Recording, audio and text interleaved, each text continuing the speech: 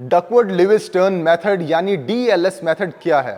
DLS method cricket में खेल के दौरान बारिश हो जाने या बैड लाइट के बाइस खेल रुक जाने पर इस्तेमाल किया जाता है। This is Junaid R, you are watching sports log. Do subscribe and ring the bell icon. DL method को इंग्लैंड के दो स्टैटिस्टिशियंस यानी माहिरीन शुमारियात फ्रैंक डकवर्थ और टोनी लिविस ने इंट्रोड्यूस करवाया। इस मेथड से पहले दो मेथड्स इस्तेमाल किए जाते थे। बारिश या बैड लाइट से अफेक्ट होने वाले मैचेस का रिजल्ट निकालने के लिए सबसे पहले एवरेज रन रेट मेथड का इस्तेमाल किया जाता था।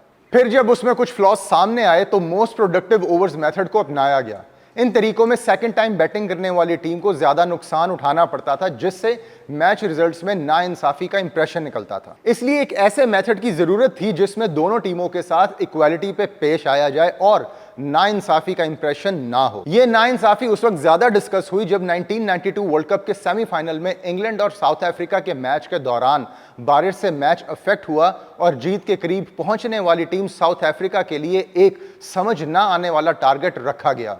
इस मैच में मोस्ट प्रोडक्टिव ओवर्स मेथड का इस्तेमाल किया गया था। जब मैच बारिश की वजह से रोकना पड़ा तो साउथ अफ्रीका को 13 बॉल्स पर 22 रन जीत के लिए चाहिए थे, लेकिन जब बारिश के बाद दोबारा मैच शुरू हुआ तो रिवाइज्ड टारगेट अनइमेजिनेबल था, यानी एक बॉल पर 22 रन बनाने थे जो कि इम्पॉसिबल थे। यह मैच इंग्लैंड के स्टैटिस्टिशियंस फ्रैंक डकवर्थ और टोनी लिविस ने भी देखा। फ्रैंक डकवर्थ कहते हैं कि मुझे याद है कि उस वक्त रेडियो पर कमेंटेटर की आवाज गूंज रही थी कि कभी कोई किसी दिन इसका बेहतरीन हल लेकर आएगा।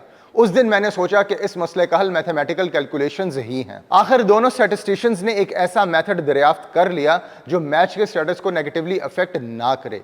ना पहले बैटिंग वाली टीम नुकसान में रहती, ना दूसरी बार बैटिंग करने वाली टीम। इसमें पहले बैटिंग करने वाली टीम को टीम 1 जबकि दूसरी बार बैटिंग करने वाली टीम को टीम 2 कहा गया।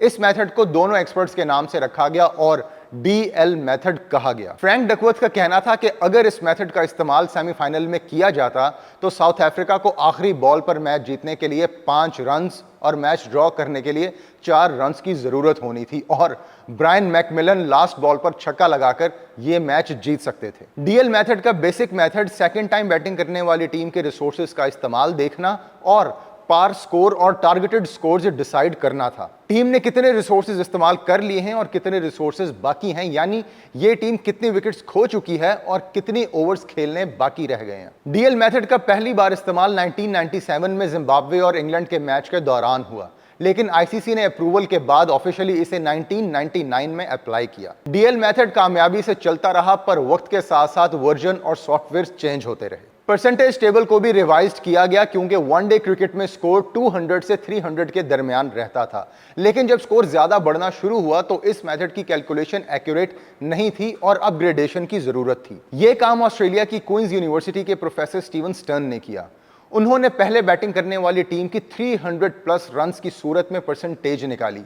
यह upgraded version Duckworth Lewis stern यानी डीएलएस मेथड कहलाया। प्रोफेसर स्टीवन स्टर्न के आखिरी नाम को डकवर्थ लिविस मेथड के नाम से जोड़ा गया और इस तरह आईसीसी ने 2015 वर्ल्ड कप में डीएलएस मेथड इंट्रोड्यूस करवा दिया। डीएलएस मेथड में मैच के दौरान दोनों टीम्स के 20 ओवर्स होना जरूरी है। अगर 20 ओवर्स से पहले बारिश हो गई या बैड लाइट की वजह से खेल रोकना पड़ा तो मैच का रिजल्ट नहीं होगा और मैच को नो रिजल्ट डिक्लेयर किया जाएगा, जबकि T20 में 5 ओवर्स होना बहुत जरूरी है। इस मेथड पर कुछ क्रिटिसिज्म यह भी हुआ कि यह टीम की विकेट्स के रिसोर्सेज को ओवर्स रिसोर्सेज के मुकाबले में ज्यादा इंपॉर्टेंस देता है, फिर यह फील्ड रिस्ट्रिक्शंस को भी इग्नोर कर देता है। तीसरा क्रिटिसिज्म यह भी था कि यह बहुत कॉम्प्लेक्स मेथड है और आम लोगों की समझ में नहीं आता।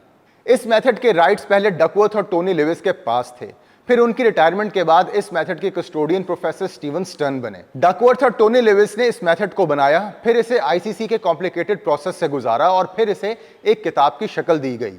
उस बुक में जिक्र किया गया कि उन्हें आईसीसी के ऑफिशियल्स को सेटिस्फाई करने में कितनी एफर्ट करनी पड़ी और कितनी मुश्किलात का सामना करना पड़ा। एज ए कस्टोडियन उस मेथड के राइट्स उनके पास थे। ये सब उन्होंने अपनी बुक में लिखा और इस बुक का नाम उन्होंने Duckworth Lewis the method and the man behind it रखा। इस मेथड का फायदा यह हुआ कि मैच में बारिश या बैड लाइट से होने वाले कॉन्फ्लिक्ट्स खत्म हो गए और आईसीसी भी फाइनली रिलैक्स हुआ। इस मेथड से मैच का तकरीबन वही रिजल्ट निकलता है जो बारिश के बगैर मैच का रिजल्ट होना होता है। ओवरऑल मैच का बैलेंस खराब नहीं होता और रिजल्ट भी मैच के मुताबिक निकलता है, जिससे टीमें भी मुतमईन रहती हैं। This is Junaid R signing off from Sports Log. Don't forget to subscribe and ring the bell icon.